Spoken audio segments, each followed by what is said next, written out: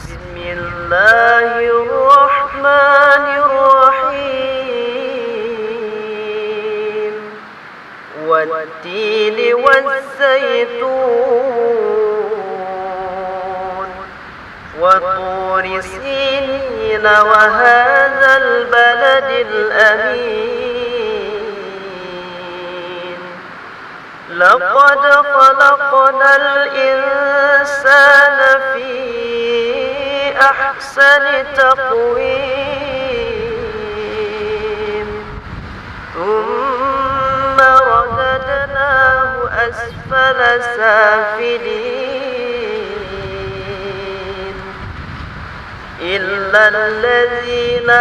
آمنوا وعملوا الصالحات فلهم أجر غير ممنون فما يكذبك بعد بالدين